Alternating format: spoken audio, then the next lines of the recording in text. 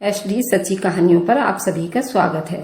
हम 3 भाई बहन थे। भाई बहन में मैं सबसे बड़ा था और मेरे घर की जिम्मेदारी मेरे सर पर थी। मेरी अभी नई नई नौकरी लगी थी और घर के खर्च भी उतने ही थे। और इसी साल मैंने शादी की थी तो कर्ज भी हो गया था, जिसकी वजह से मैं थोड़ा प्रेशर में हो गया था और दिन रात नाइट ड्यूटी करके कर्जा उतारने में लगा रहता और अपनी पत्नी पर भी ज्यादा ध्यान नहीं दे पाता था। दिल्ली में तो गर्मी इतनी होती है कि आदमी बेहाल हो जाता है। अब की गर्मी में सोचा कि एसी लगवा लेता हूँ और फिर इसी तरह दिन रात मेहनत करके ये किस्त भी खत्म हो जाएगी।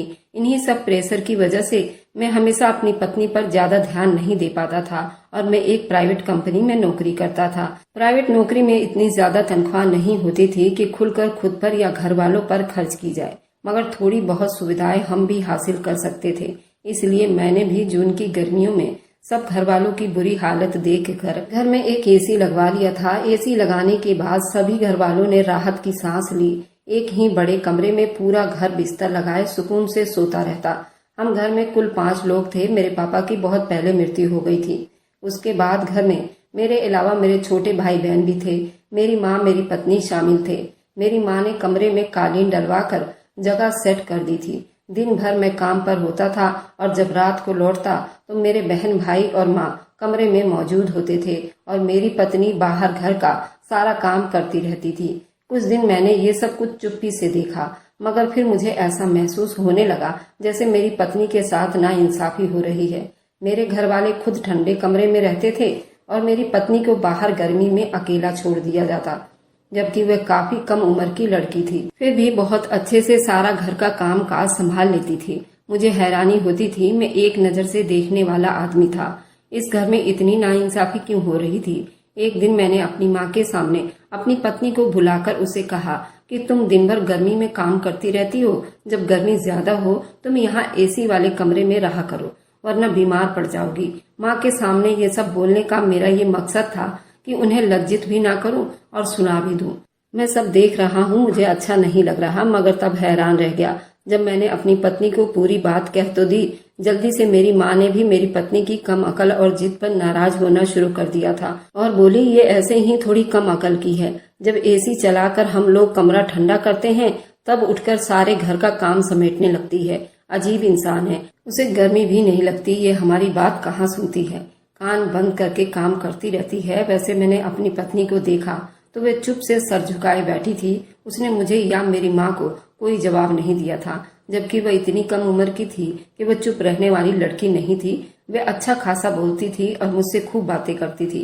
वह अक्सर किसी न किसी बात पर बहस भी कर लेती थी। मेरी सास की मृत्यु कुछ साल पहले हुआ था, जिसकी वजह से शादी के बाद से ही मेरी पत्नी मेरी माँ का बहुत ख्याल रखती थी और उन्हें अपनी माँ का दर्जा भी देती थी। मगर आज मेरी पत्नी का यूं चुप रहना मुझे खटक रहा था। मुझे लगा शायद मेरी माँ को बदतमीजी से जवाब देना नहीं चाहती थी, इसलिए उनके बोलने पर वे चुप हैं। मैं इस तरह आराम से अपनी पत्नी को देखकर कहा कि तुम्हारी जिद करने की क्या वजह है? क्या तुम्हें किसी ने कमरे में आने से रोका है, या तुम्हें लगता है कि एसी सिर्फ अपने भाई बहन और माँ के लिए लगवाया है? लगता है कि मेरे सवाल पर वे बौखलाकर मुझे देखने लगी। मेरी माँ बिल्कुल चुप सी हो गई थी। जरूर उन्हें मेरा पहला सवाल नागवारा गुजरा था, मगर उन्होंने मुझे कुछ नहीं कहा। मैं अपनी पत्नी की फिक्र में ये बात महसूस नहीं कर पाया था। मेरे सवाल पर मेरी पत्नी मुझसे नजरें चुराने लगी और उल्टे सीधे बहाने खड़ी करने लगे। मेरे बार बार पूछने पर मेरी माँ ने अचानक ऐसी बात कह दी कि मैं घबरा गया। मेरी पत्नी से बोली कि अगर तुम्हें हम सब के साथ एक कमरे में सोना बुरा लगता है तो हम दूसरे कमरे में चले जाते हैं। अपनी माँ की बात से मैं परेशान हो गया और मेरी पत्नी भी घबराकर उन्हें अपनी सफाई देने लगी। मगर हैरानी की बात ये थी कि वे इतनी परेशान होने के बाद भी कमरे में सोने पर राजी नहीं हुई थी। मैं अपनी माँ को मनाने के लिए बोला, ये कमरा या फिर ये एसी सिर्फ मेरी पत्नी का नहीं, वे अगर नहीं सोना चाहती तो ना सोए, मगर वह लोग यही सोएंगे। माँ ने गुस्से से भरी नजर मुझ पर डाली और मेरे बार बार माफी मांगने पर मुस्कुरा दिया। उस बीच मेरी पत्नी उठकर वहां से जा चुकी थी। माँ को मनाने के बाद मैं अपनी जगह पर लेटा तो मुझे बार बार माँ की बात याद आने लगी। उन्होंने ऐसा क्यों कहा? मेरी पत्नी उन सब की वजह से कमरे में नहीं सोती थी। मुझे लगा शायद ऐसे ही कोई बात हुई होगी, तभी मेरी माँ ने उसका मतलब बता दिया। मेरा ख्याल ना चाहते हुए भी अपने छोटे भाई बहन की तरफ चला गया था। मेरा भाई भी जवान लड़का था। शायद मेरी पत्नी मेरे भाई की वजह से कमरे में सोना अच्छा नहीं समझती थी। मैं फिक्र में होने लगा। मैं दूसरा एसी ना खरीद सकता था, ना ही इतना ज्यादा बिल दे सकता था। पत्नी के कमरे में एसी लगवा देता। मैं परेशान सा अपनी पत्नी को रूठा हुआ देखता रह गया था। मुझे ये देखकर हैरानी हुई थी। मेरी पत्नी और मेरे भाई की आपस में काफी दोस्ती थी। उनका हंसी मजाक भी चलता रहता था। मेरा भाई अक्सर मेरी बहन से लड़ झगड़ कर मेरी पत्नी के साथ बातें करता रहता था। मैं उलझ कर रह गया था। आखिर मेरी पत्नी एसी वाले कमरे में सबके साथ क्यों नहीं सोती थी? मैं अक्सर जब किसी जरूरी काम के लिए कमरे से बाहर निकलकर गैलरी के तरफ जाता, मुझे अक्सर दूसरे कमरे से अजीब अजीब सी आवाजें आती थी। मैं पहले तो उन आवाजों पर गौर नहीं करता था, मगर फिर ऑफिस में बिजी होने की वजह से मैं घर में कम टिकता था और यूं मेरा ध्यान इन बातों से हट गया। एक दिन मैं रात को देर से घर आया और सीधा एसी वाले कमरे में जा पहुंचा। मेरी पत्नी वहां मौजूद नहीं थी और मेरा भाई भी कमरे से गायब था। मैंने कुछ देर कमरे में लेटकर आराम किया, फिर चाय की तेज चाहत होने पर उठ बैठा। मेरी माँ गहरी नींद में थी, इसलिए उन्हें उठाना अच्छा नहीं समझा। मैं कमरे से निकलकर दूसरे कमरे की तरफ बढ़ा था, अपनी पत्नी को चाय के लिए बोल सकूं। तभी मुझे किचन में खटर पटर सी महसूस हुई। शायद मेरी पत्नी अभी भी किचन में काम कर रही थी। मैं किचन की तरफ बढ़ा तो वहां से हल्की हल्की बातों की आवाज आने लगी। मैं हैरानी से आगे बढ़कर किचन में जाकर देखा तो सामने का मंजर देखकर मुझे झटका सा लगा था। सामने मेरी पत्नी और मेरा भाई मौजूद थे। मेरी पत्नी मुझे देखकर बुरी तरह घबरा गई और जल्दी से अपनी भीगी आंखें साफ करने लगी। मेरा भाई केतली से गरम गरम चाय निकाल कर कप में डालने लगा, फिर अपना एक कप उठाकर किचन से निकल गया। मेरी पत्नी मुझसे पूछने लगी, अगर मैं चाय पीना चाहता हूँ तो दूसरे कप में ले लूं। उसकी आवाज में भी भारीपन पैदा हो रहा था। मैंने ना में सिर हिला दिया और आगे बढ़कर अपने लिए खुद का चाय बनाने लगा। मेरी पत्नी चुप से एक तरफ सोच में बैठी थी। मैं उससे पूछना चाहता था, वह रात के इस पहर अगर मेरे भाई के साथ किचन में अकेली खड़ी हो सकती है तो फिर एक कमरे में सोने में क्या मुसीबत थी। मगर मैं उससे फिलहाल कोई बात नहीं कर सका था। थका हुआ था और मुझे ऐसा लग रहा था जैसे मेरी पत्नी की तबीयत ठीक नहीं है। उसका चेहरा लाल हो रहा था और आंखें भी सुर्ख लाल और भारी हो रहा था। अगर वह ठीक नहीं थी तो इस टाइम किचन में मेरे भाई के साथ क्यों मौजूद थी? क्या समस्या थी? मगर मैं उस टाइम इतना थका हुआ था कि चाह कर भी उससे कुछ न पूछा और न बात की, और जब चाय बन जाने पर अपने सोचों से निकला तो चौंक गया। मेरी पत्नी वहां से जा चुकी थी। मैं भी अपना सर झटका और चाय पीने लगा, फिर जाकर सो गया। इस बात को कुछ दिन बीत गए थे। मेरे दिमाग से ये बात निकल नहीं रही थी। मैं उलझ रहा था। अपनी पत्नी से सबके सामने कमरे में न सोने की वजह जानना चाहता था, मगर बिजी था, इसलिए ये बात नामुमकिन हो सकी। और यूं एक दिन में जब घर में आराम कर रहा था, अचानक बिजली चली गई। उस दिन मौसम काफी अच्छा हो रहा था। बाहर हल्की हल्की बूंदाबांदी हो रही थी, इसलिए घर वालों की नींद पर कोई फर्क नहीं पड़ा था। मगर मुझे महसूस होने लगा। मैं कमरे से निकला तो सामने हमारे कमरे का दरवाजा पूरी तरह से बंद था। मुझे अपनी पत्नी की बेवकूफी पर अब गुस्सा आने लगा था। बाहर इतना अच्छा मौसम था और कमरे को बंद किए पड़ी थी। मुझे अपनी माँ की बात याद आ गई, तुम्हारी पत्नी हम सबको हैरान कर देती है। आखिर उसे गर्मी क्यों नहीं लगती? अच्छे मौसम भी कमरा बंद किए पड़ी रहती है। मैं कदम उठाकर अपने कमरे की तरफ बढ़ गया और दरवाजा एक झटके से खोल दिया। मेरी पत्नी हड़बड़ाकर सीधी हुई, दरवाजे की तरफ देखने लगी। मेरे हाथ में मोबाइल था, जिसकी टॉर्च की रोशनी से मैं सामने का मंजर देखकर हक्का बक्का रह गया था। मेरी पत्नी घबराई हुई थी। चादर में सिमट गई और मुझे लगा मैं अपने कदमों पर खड़ा नहीं हो पाऊंगा। मेरी पत्नी की हालत बहुत खराब हो रही थी। वह बंदी कमरे में इतनी मोटी चादर में दुबकी पसीना पसीना हो रही थी। उसका चेहरा इतना लाल था, जैसे छू लिया तो वो पानी से भरी आंखें मुझ पर छलक जाती। मैं आगे बढ़कर उसकी हालत की वजह पूछी तो जो उसने बताया, मैं गुमसुम सा हो गया था। मैं जो समझता था, मैं बहुत ज्यादा परवाह करने वाला इंसान हूँ और मुझसे बढ़कर कोई एहसास करने वाला नहीं। उस दिन अपनी लापरवाही पर खुद शर्मिंदा हो गया था।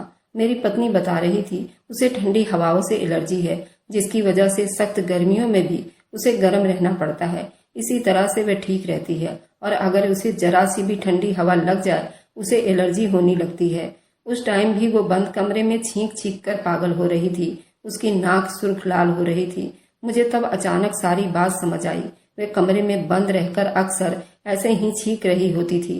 और जब किसी की मौजूदगी महसूस कर लेती तो छींकों की आवाज दबाने की कोशिश करती थी, जिसकी वजह से उसका नाक और गला दोनों ही बैठने लगता था।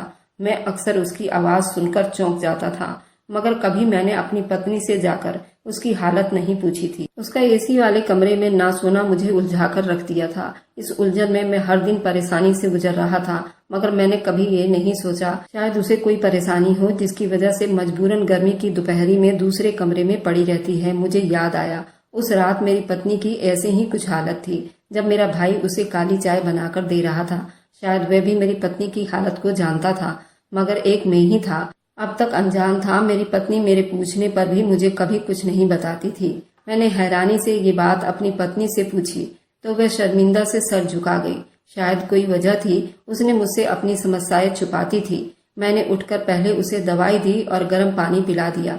जब उसे कुछ आराम आया तो मैंने डरते हुए उसे देखा और बोला कि अगर मुझे पहले ये तुम बात बता देती तो मैं इलाज करवाता। मैं उसे इतना बुरा इंसान लगता था जो उसकी बीमारी की परवाह न करता। मेरी बात पर मेरी पत्नी सर झुकाकर कहा कि मैंने इसलिए छुपाया था कोई मुझसे गुस्सा ना हो जाए, मैं बीमार हूँ और सबको मुश्किल में डाल दूंगी। अपनी पत्नी की बात पर मुझे झटका सा लगा था। मैं उस पर नाराज होने लगा। वो हमें इतना गलत समझती थी, अपनी परेशानी से अकेली लड़ती रहती मगर हमें अपनी परेशानी ना बताती। मेरी बात पर बोली कि वह अपनी माँ के साथ ऐसा होता देख चुकी है, इसलिए उसे लगा वह भी यही सब झेलने वाली है। तब उसने मुझे अपनी मरी हुई माँ के बारे में बताया। मेरा दिल गमों से भर गया, मैं गम में पड़ गया। वह बता रही थी मेरी माँ को भी ऐसे ही एलर्जी की शिकायत रहती थी। वह सारा दिन घर के काम करती और उनकी तबीयत भी ठीक न थी और ना ही उनका इलाज करवाया जाता, न ही वो परहेज कर पाती। उल्टा उनका मर्ज बढ़ता चला गया। ससुराल वालों ने उसे बीमार देखकर उसको परेशान करना शुरू कर दिया।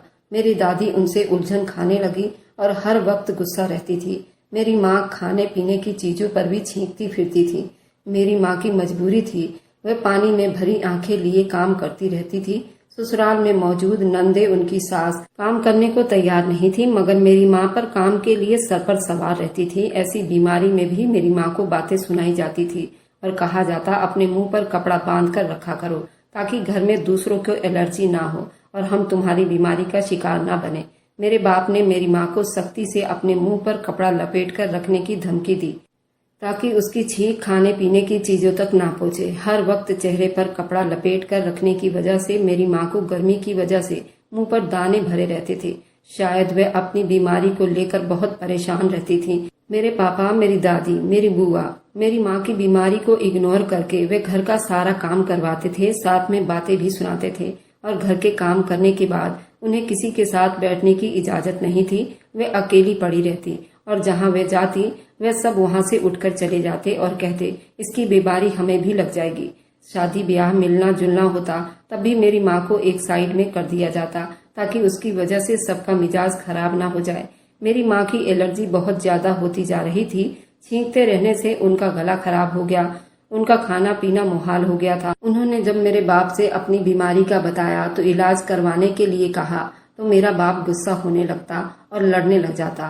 तुम जैसी बीमार औरत से शादी करके मैं जलील हो गया हूँ और लोगों से तुम मिलने के काबिल भी नहीं हो। मेरी माँ के दाने भरे चेहरे से घिन करके सब अपना मुंह फेर लिया करते थे। घर में किसी को भी कभी नजला या जुकाम होता था, उसका इल्जाम मेरी माँ पर धर दिया जाता था, यही सबको बीमार कर रही है। मेरी माँ का जिस्म हर वक्त तपता रहता था और वे चुप चुप कर अपनी सास और नंद की जुकाम वाली दवाई उठाकर खाती ताकि उन्हें आराम आ सके। समस्या बढ़ते बढ़ते उनके दिमाग तक जा पहुंचा। उनका दिमाग कमजोर होने लगा और उनकी आंखों की रोशनी भी जाने लगी। ऐसे ही उल्टे सीधे घरेलू दवाई खाने की वजह से उनकी हालत बहुत ज्यादा नाजुक हो गई। पहले तो उनकी बीमारी को ड्रामा समझकर नजरअंदाज किया गया, क्योंकि उस दिन घर में बड़ी बुआ और उनके ससुराल वाले की दावत थी। मेरी दादी गुस्सा होने लगी कि मेरी माँ काम से बचने के लिए ऐसा कर रही हैं, मगर जब भी मेरी माँ ऐसी हालत में पड़ी रहती तो मेरी माँ की बेइज्जती करते हुए मेरी दादी छोटी बुआ ने मुझे साथ में लेकर खुद मेहमानों के लिए खाना बनाने लगी और साथ साथ मेरी माँ को भी बातें सुनाने लगी। मैं समझदार थी और अपनी माँ की बीमारी को अच्छी तरह समझती थी। मेरा दिल उनकी बीमारी को देखकर खून के आंसू रोता था। मुझे भी अपनी माँ की तरह कभी भी एलर्जी का शिकायत हो जाता था, मगर मुझे हर बार दादी दवाई देकर ठीक कर दिया करती थी और वह दवा खोज खोज कर थक जाती, मगर मुझे कुछ समझ न आता था कि आखिर वे कौन सी दवा देती थी जिसे मेरी दादी मेरा इलाज कर रही थी। मैं वह दवा खिलाकर अपनी माँ का इलाज करना चाहती थी, मगर मैं नाकाम रही। उस दिन मेहमान आए तो पूरा घर मेहमानों के साथ लगा हंसता खेलता रहा। मैं और मेरी माँ के पास बैठी रोती रही, क्योंकि मेरी माँ अब बिल्कुल बेहोश हो चुकी थी। मेरे पापा काम से लौटे तो काफी देर हो चुकी थी। मैंने अपने बाप की विनतियां करते हुए उनके सामने हाथ जोड़ दिए, मेरी माँ का इलाज करवाइए ताकि वो बच जाए। मेरा बाप मेरी माँ को कोसता हुआ अस्पताल ले गया। फिर घर बैठकर मैं भगवान से प्रार्थना करती रही। मुझे डर लग रहा था मेरी माँ को कुछ ना हो जाए। मेरी दादी मुझे तसल्लियां देती रही, मुझसे बोलती रही कि तेरी माँ ने ड्रामा किया है, वह जब आएगी तो बिल्कुल ठीक हो जाएगी। मुझे खाना खाने के लिए राजी कर रही थी, मगर मेरे गले से निवाला नहीं उतर रहा था। मैं जानती थी मेरी माँ के बचने का कम चांस है, वह कभी ड्रामा नहीं कर सकती थी। वह तो खुद बीमारी से लड़ रही थी, तब भी आंसू भरी आंखों के साथ काम करती रहती थी। और जब मैं अपनी दादी और बुआ पर गुस्सा होने लगती तो मेरी माँ मुस्कुराकर मुझे कहती, ससुराल वाले ऐसे ही होते हैं, सास अगर माँ बन जाए तो फिर उसे सास कौन मानेगा। मेरी माँ के इस बात से मुझे ससुराल के नाम से बहुत डर लगता था। मैं सारा टाइम डरती रहती थी। मेरा डर सच साबित हो गया। मेरा बाप जब वापस लौटा तो उनके साथ एम्बुलेंस में मेरी माँ की लाश थी। वह अपनी एक आम सी एलर्जी से लड़कर मर चुकी थी। मेरी चीखों से पूरा घर गूंज उठा था। मेरी दादी और बुआ पहली बार चुप हो गई थी। मैं तड़प तड़प कर चीख रही थी। मुझे अपनी माँ की मौत से ज्यादा इस बात का गम था। वह सिर्फ एक बीमारी की वजह से सारी उम्र जलील हो रही थी, उसकी कदर नहीं की गई। वह तब अस्पताल पहुंची जब मर चुकी थी। मेरा बाप सामने आया तो मैंने उनका गिरेबान पकड़ लिया। मैंने चीख चीख कर कहा, वे सारी जिंदगी मेरी माँ को तंग होता देखते रहे, उनकी बीमारी को नाटक समझते रहे, मगर कभी इलाज करवाने की कोशिश नहीं की। मैं सवाल कर रही थी कि माँ बहनों का ख्याल रखने वाले मर्द अपनी पत्नियों के लिए ऐसे पत्थर दिल क्यों बन जाते हैं? क्या पत्नी इंसान नहीं होती? तुम लोगों की गुलाम या बेजान गुड़िया होती है जिसे इतने बुरे हाल में देखकर सिर्फ अपना काम निकलवाया जाता है। मैंने घर में आए मेहमानों का लिहाज भी नहीं किया। माँ की ऐसी मौत ने मेरी आवाज छीन लिए थे। मेरे सवालों पर घर में आए हुए मेहमान ध्यान देने लगे तो मेरी दादी और बुआ मुझे खींचकर एक कमरे में ले गई और सबसे कहने लगी, माँ की मौत ने मुझे पागल कर दिया है। ये सच था। हाँ, मैं पागल हो चुकी थी। माँ की अर्थी और 13वीं के बाद भी मैं हर टाइम ऐसी बातें करती और चीखती चिल्लाती। फिर धीरे धीरे मेरे गम ने मुझे गुमसुम बना दिया था। मैं एक कोने में चुपचाप बैठी रहती थी। मेरी एलर्जी भी अब बढ़ती जा रही थी। मेरे बाप ने मेरा इलाज करवाने की कोशिश की। मैंने साफ मना कर दिया और उनसे बोली कि मैं अपनी माँ जैसी जिंदगी बिताना चाहती हूँ, ताकि उन्हें एहसास हो कि उनकी बेटी पर जब यह हाल गुजरेगा तो उन्हें कैसा लगेगा। और पत्नी भी तो किसी की बेटी होती है। मेरे घर वाले मेरे जिद और पागलपन से तंग आ गए थे। पहली फुर्सत में अच्छा रिश्ता ढूंढकर कम उम्र में ही मुझे ब्याह दिया गया। मेरा बाप जब मायके में जाती तो फिक्र से सवाल करता कि सब मेरा ख्याल रखते हैं ना या नहीं। शादी के बाद मेरी सोच अपनी माँ वाली थी कि ससुराल बुरा होता है, मगर यहाँ जब सास ने माँ जैसा प्यार दिया और नंद बहन की तरह बातें करती और ख्याल रखती तो देवर भाइयों की तरह फिक्र करता, तो मेरी सोच बदलने लगी थी। मेरा नसीब अपनी माँ से अलग था, मगर फिर भी मुझे डर लगता था। शायद सब इसलिए अच्छे हैं, मेरी एलर्जी के बारे में कोई नहीं जानता। मुझे डर लगता था अगर मेरी बीमारी की बात खुली तो मेरी माँ की तरह मुझे भी सबसे अलग कर दिया जाएगा। मेरी पत्नी अपनी माँ की दास्तान सुनाकर सर झुका गई थी। मेरी आंखें अपनी सास की दास्तान सुनकर बिल्कुल भर आई थी। मुझे अपने घर वालों पर फक्र होने लगा था। मेरे भाई को जब मेरी पत्नी की हालत का पता चला तो उसका ख्याल रखने लगा था और दवाई भी लाकर देता था। मेरी पत्नी के मना करने पर उसने हम सब के सामने कोई बात नहीं की थी। मैं अपनी पत्नी को डॉक्टर के पास ले गया। मेरी माँ और बहन को पता चला तो वह भी मेरी पत्नी का ख्याल रखने लगी और पहले से बढ़कर ध्यान देने लगी। ठंडी हवाओं के चलते ही मेरी माँ को पहली फिक्र मेरी पत्नी की होने लगी थी। मुझे खुशी थी कि हम बीमारी को जुर्म नहीं समझते। अपने आसपास ऐसे बहुत से लोग मिलते हैं जो अंदर ही अंदर सहन करने के आदी होते, चाहे रोए हो या तकलीफ में हो, किसी को खबर नहीं होने देते। खबर हो जाए तो उन पर जिंदगी नर्क बनाकर रखती जाती है। मेरी सबसे यही विनती है, किसी की बीमारी से घिन ना करें, उसकी साफ सफाई और इलाज का ध्यान जरूर रखें। बीमारी तो किसी को भी लग सकती है। भगवान हम सबको इस तरह के बीमारी से बचाए और उनका ख्याल रखे। उनकी बीमारी को उनका जुर्म ना बनाए। वह तो पहले ही तकलीफ से दो चार होते हैं, इस पर हमारे व्यवहार उन्हें और भी बेमौत मार देते हैं। अगर आपको आज की कहानी पसंद आई है तो वीडियो को जरूर लाइक कीजिएगा और अपने दोस्तों के साथ शेयर भी कीजिएगा। और हाँ, अगर आपने अभी तक हमारे चैनल को सब्सक्राइब नहीं किया है तो जरूर सब्सक्राइब कर लीजिए। मिलते हैं हम अपनी कल की एक नई दिलचस्प कहानी के साथ। मुझ पर सदा अपना प्यार और स्नेह बनाए रखें। सभी को मेरा प्यार भरा नमस्कार दोस्तों।